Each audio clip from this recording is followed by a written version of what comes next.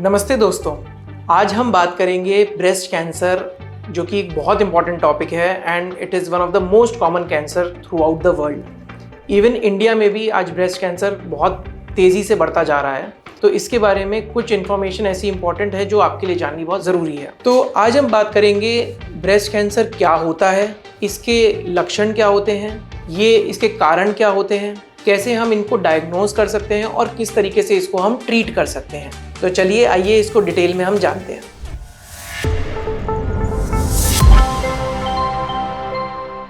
देखिए, breast cancer क्या होता है। ब्रेस्ट कैंसर नॉर्मल सेल्स जो होते हैं हमारी ब्रेस्ट की डक्ट्स में, जहाँ से मिल्क निकल के आता है, उसी के नॉर्मल सेल्स में जब कोई म्यूटेशन हो जाता है तो वो सेल्स बहुत ज़्यादा ग्रो करने लग जाते हैं, जिस कारण से वो एक गांठ की फॉर्म में दिखाई देने लग जाते हैं, जिसको हम ब्रेस्ट कैंसर बोलते हैं। तो जनरली ये ब्रेस्ट कैंसर हमारे नॉर्मल सेल्स का ही म्यूटेशन होता है। जैसे कि आप सभी जानते हैं कि ब्रेस्ट कैंसर फीमेल्स में बहुत कॉमनली होता है, बट रेयरली ये मेल्स में भी मिलता है। अगर 200 फीमेल्स में ब्रेस्ट कैंसर होगा तो जाके एक मेल में ये कैंसर पाया जाता है। तो ऐसा नहीं है कि ये एक्सक्लूसिवली फीमेल्स में ही मिलता है। और अगर हम इसको अर्ली स्टेज में जान लें तो इसका इलाज भी बहुत अच्छा पॉसिबल है और even normal life after treatment is also possible. तो अब हम बात करेंगे ब्रेस्ट कैंसर के लक्षणों के बारे में।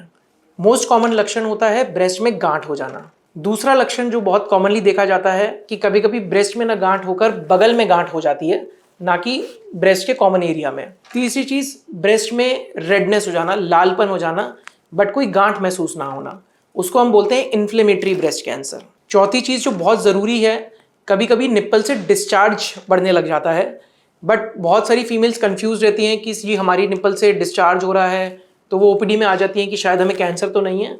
तो ये भी बहुत इंपॉर्टेंट पॉइंट है कि जब ब्रेस्ट से वो डिस्चार्ज, निप्पल से वो डिस्चार्ज लाल रंग का आता है, तब सस्पिशन ऑफ कैंसर बढ़ता है। बट अगर वो येलो या फिर वाटरी या फिर ग्रीनिश कलर का है तो the risk of breast cancer is very less. तीसरी चीज, निप्पल का अंदर घुस जाना।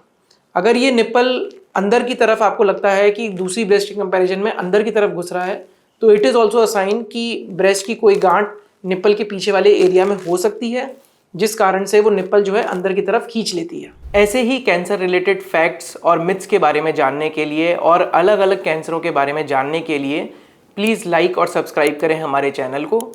आप कभी भी कोई भी कन्फ्यूजन है या कोई भी डाउट है तो आप डेफिनेटली हमसे कमेंट करके पूछ सकते हैं।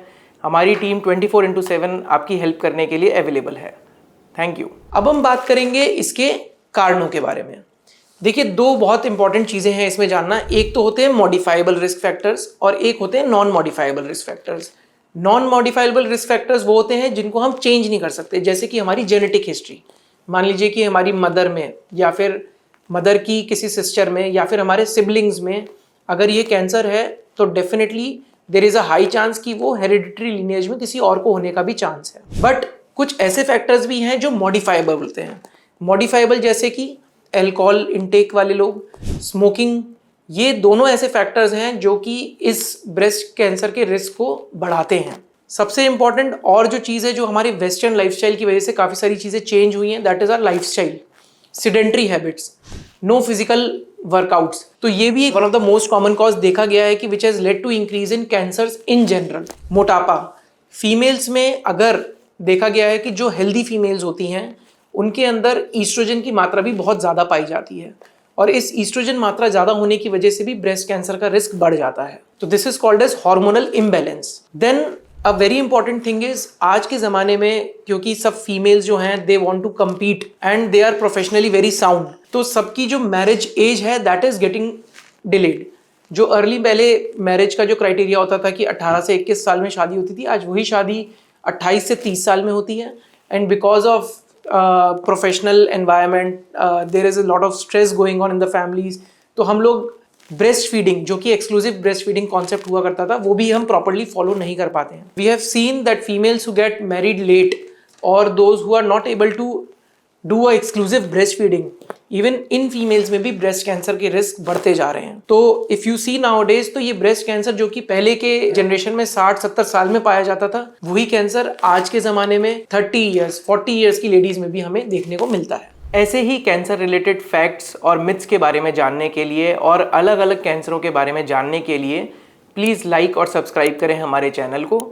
आप कभी भी कोई भी कन्फ्यूजन है या कोई भी डाउट है तो आप डेफिनेटली हमसे कमेंट करके पूछ सकते हैं। हमारी टीम 24/7 आपकी हेल्प करने के लिए अवेलेबल है। Thank you.